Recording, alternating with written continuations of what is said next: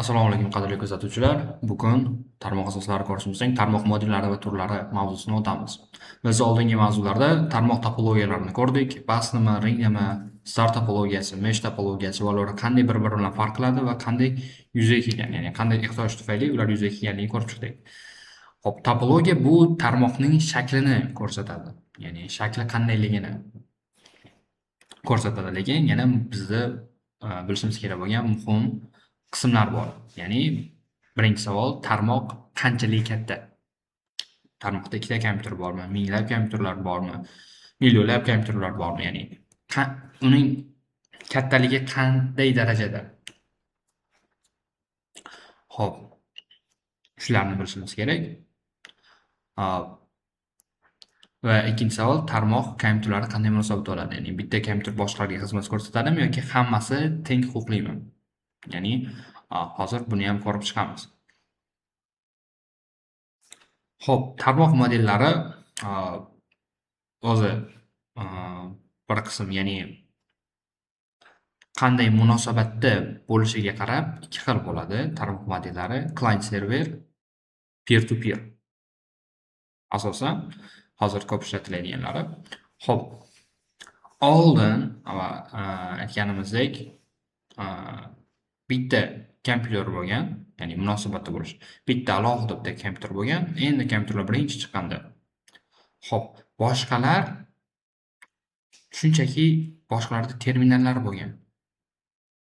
Hammani kompyuteri, masalan, hamma ma'lumotlari mana shu alohida mainframe application, ya'ni mainframe kompyuterda bo'lgan va barcha mana shuni resursini ishlatgan holda ishlagan.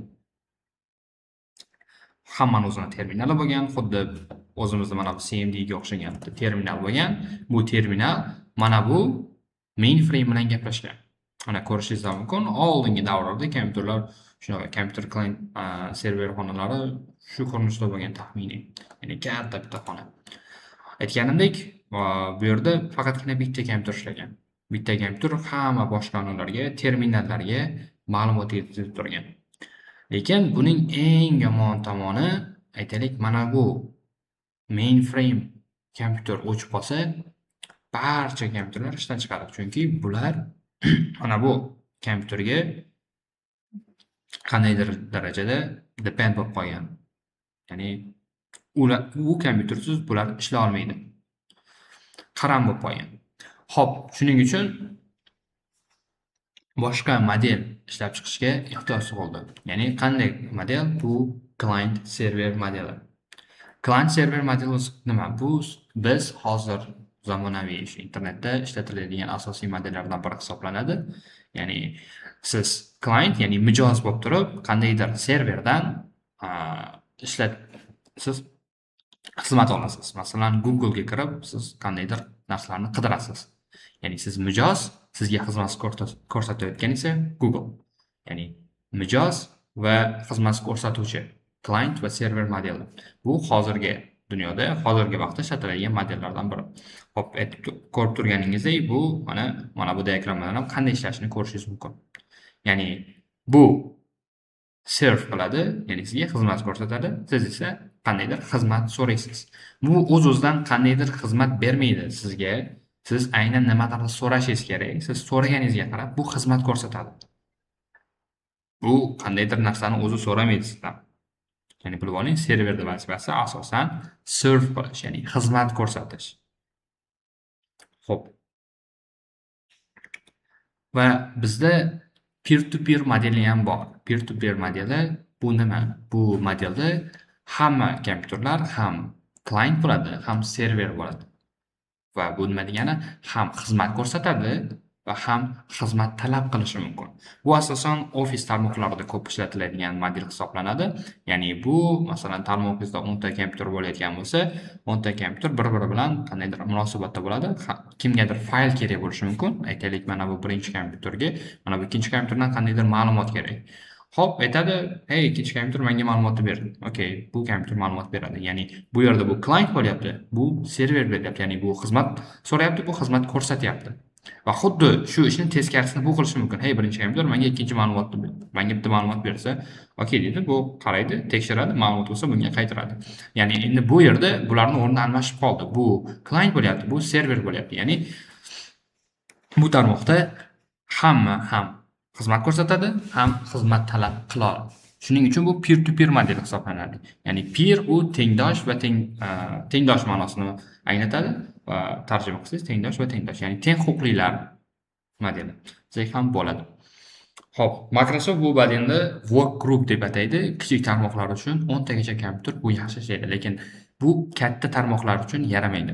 Tasavvur qiling, 2 ta kompyuter ofisda har bir kompyuter boshqa fayllarni ulashadi. Kim nima ulashganini bilish imkonsiz. Xavfsizlikni boshqarish mumkin emas. Xo'p, xuddi shu jihatdan bu asosan kichik tarmoqlarga ishlaydigan usul bu. Mana bu peer to peer modellar. Ya'ni katta tarmoqlarda ish bermaydi. Chunki qanchalik tarmog'ingiz katta bo'lganligi bo'lsa, shunchalik uni boshqarish qiyin bo'lib qoladi peer to peer modelda. Xo'p. Menimcha bu munosabatlar bo'yicha, ya'ni kompyuterlar qanday bir-biri bilan aloqa qiladi, munosabatlar bo'yicha model tushunarli. To'g'rimi?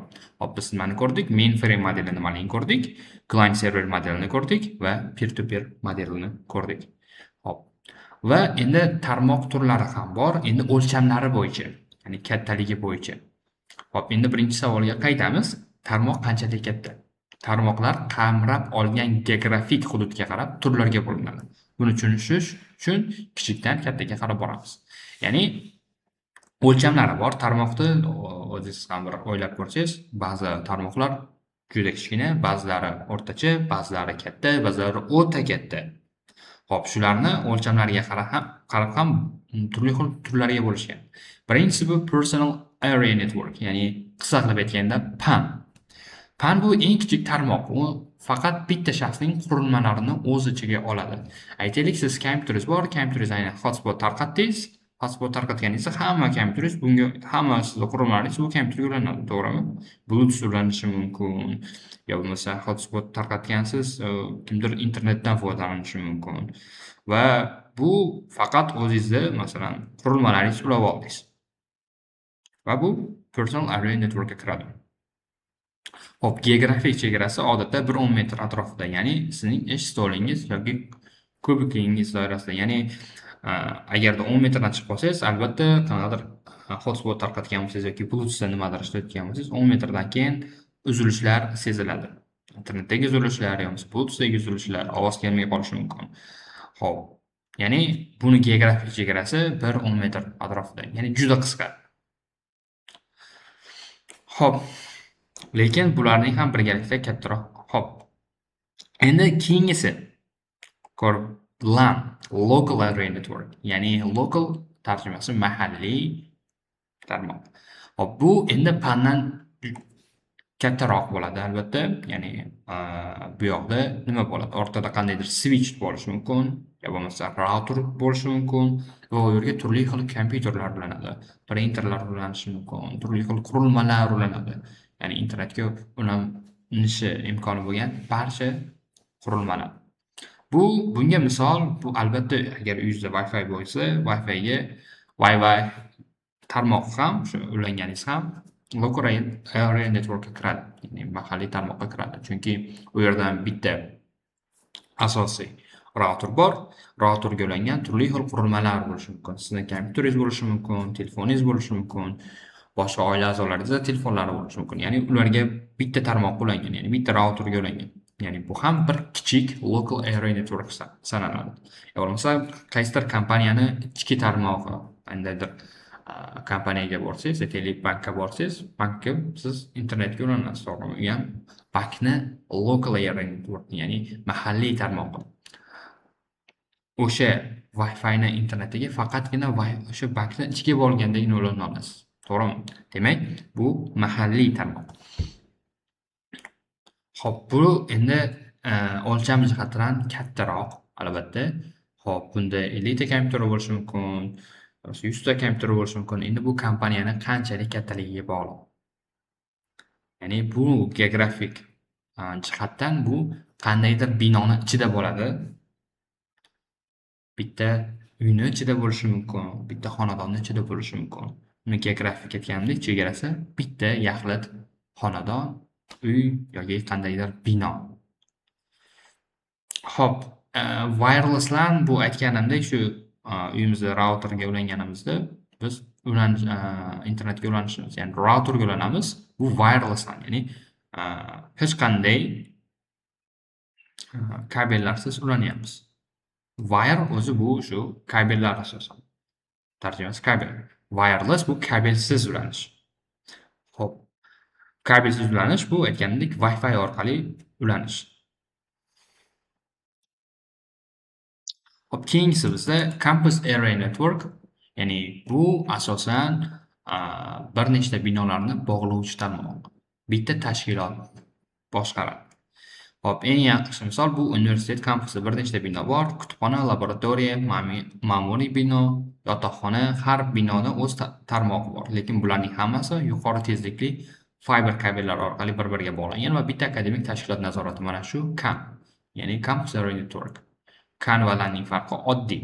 LAN bitta binoda, CAN bir nechta binoda, lekin ikkalasi ham bitta tashkilot nomidan boshqariladi.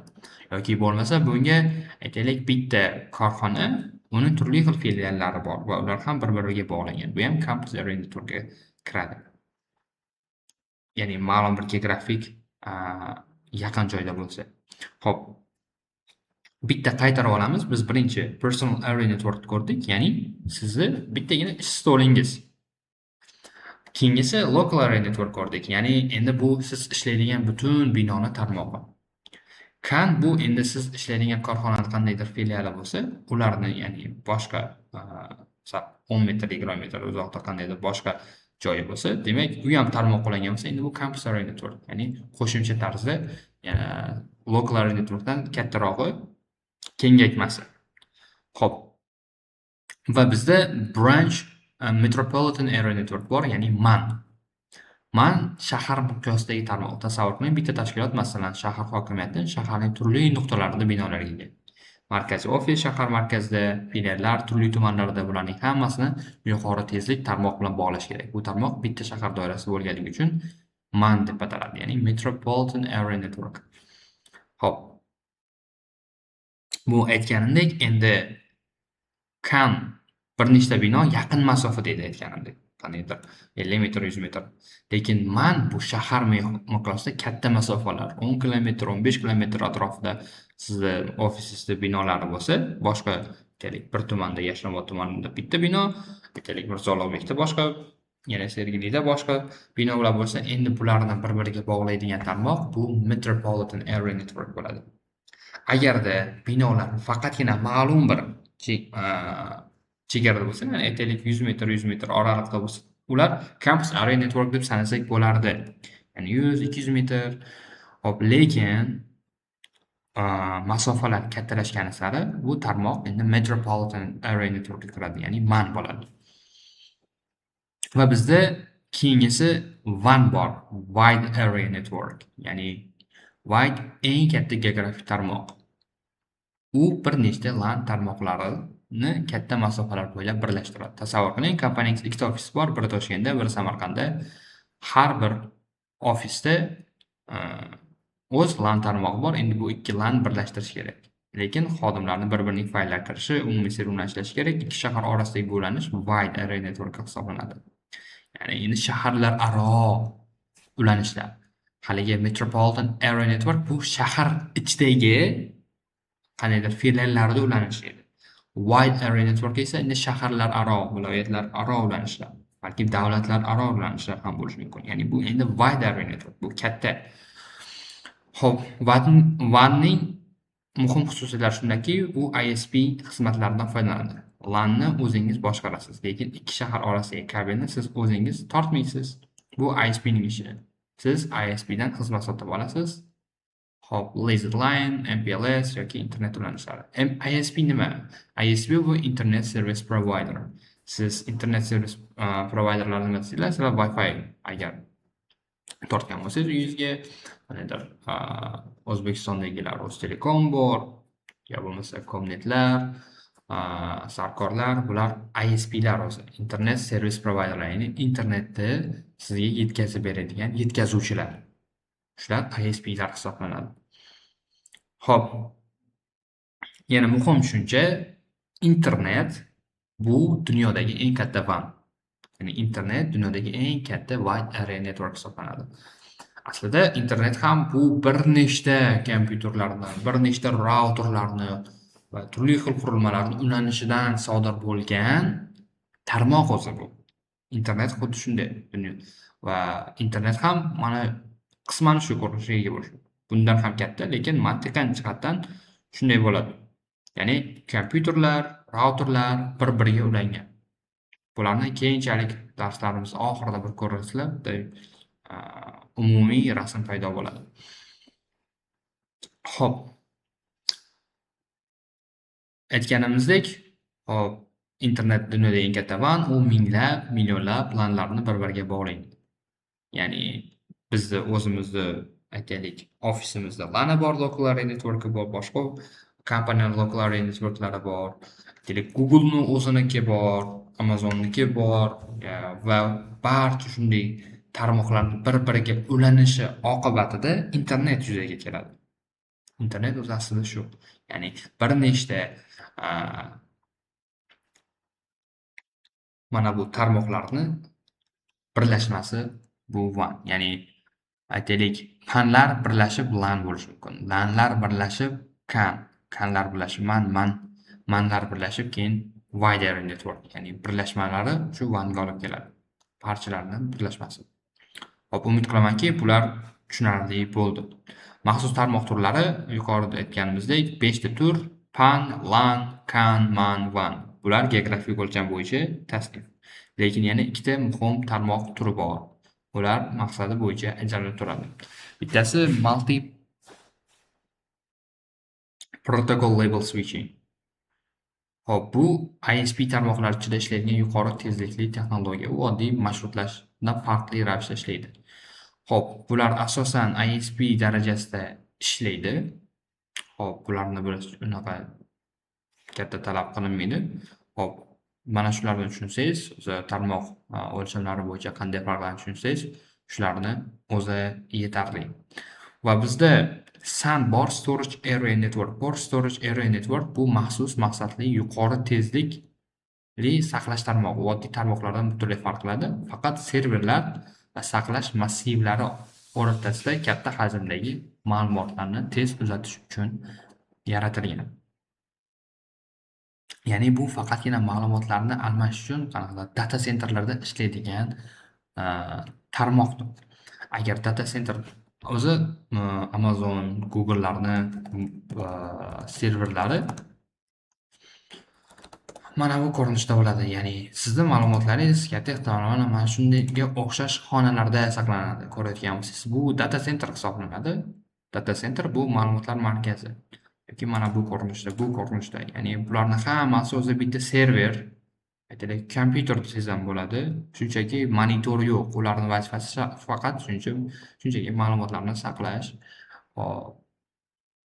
Bularga monitor kerak emas. Bular masofaviy boshqariladi. Ko'rayotgan bo'lsangiz, bular hammasi o'zi kompyuter.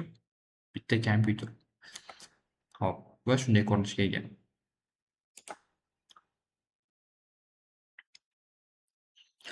Hop.